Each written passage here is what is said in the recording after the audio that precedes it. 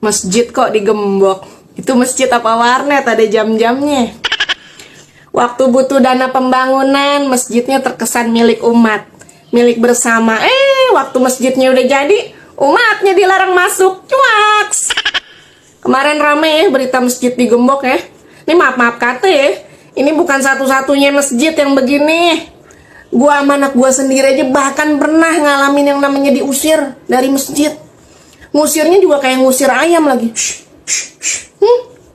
Dan gak gue doang yang ngalamin, adik gue sama keluarganya pernah ngalamin. Terus teman-teman gue yang lain juga pernah. Gini maksud gue, masjid itu kan rumah Allah ya gak? Bener gak sih? Apa udah ganti jadi rumah marbot? Atau kantor pengurus DKM? Ya kalau emang belum ganti. Tapi kenapa kok banyak masjid yang pengurusnya perlakuin masjid tuh kayak rumah pribadinya yang cuma boleh dikunjungin kalau pemiliknya lagi ada di rumah? Sejak kapan masjid jadi eksklusif begini ya? Katanya takut barang hilang. Tapi bukannya kudunya kita lebih takut ya kalau pahala kita hilang karena nutup pintu masjid sama ngalangin orang ibadah, ha? Kudunya kan yang digembok mah kotak amalnya doang ya nggak, kalau takut digondol. Rutin dikosongin ke atau pakai sensor apa gitu kayak terserah, bebas. Kalau digembok ini kan repot ya. Orang mau itikaf nggak bisa, orang mau kencing nggak bisa, musafir numpang tidur bentar nggak bisa, terus anak muda yang mau ngaji sendirian di masjid nggak bisa.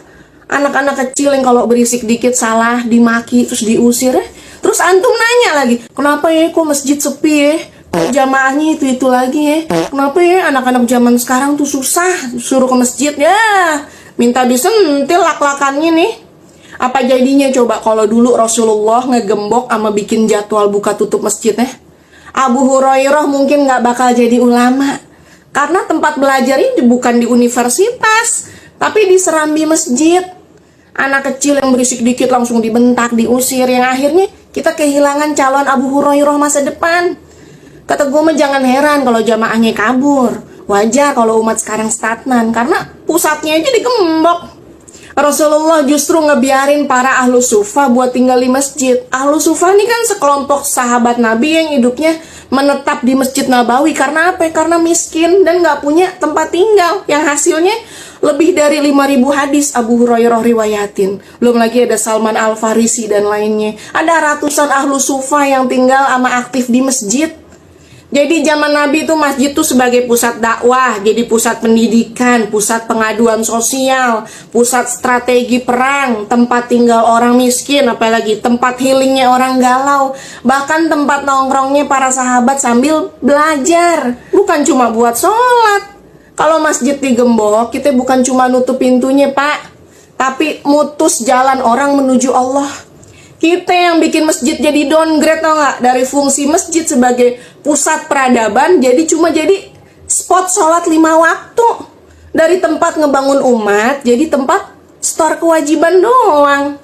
Masjid tuh tempat pulang ya gak? Bukan digembok tapi dibuka lebar-lebar.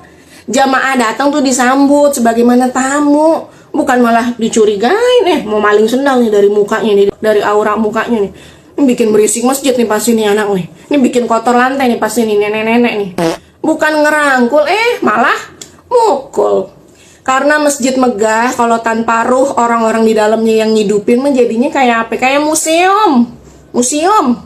Ya abis gimana ya, anak-anak kalau main di masjid kan ada aja yang rusak. Padahal tinggal minta ortunya pak buat tanggung jawab kalau rusak ya nggak? Atau kita yang dewasa lah sabar ngedukasi. Karena barang yang rusak mah bisa dibeli lagi, diganti. Tapi keturunan yang cinta masjid nggak bisa dibeli. Jangan sampai kita sibuk jaga ubin keramik masjid, jagain kotak amal, sampai lupa ngejagain hati generasi muda kita buat terpaut sama masjid. Masjidnya doang banyak yang dibangun, tapi manusianya dikecilin. Tobat, tobat, tobat.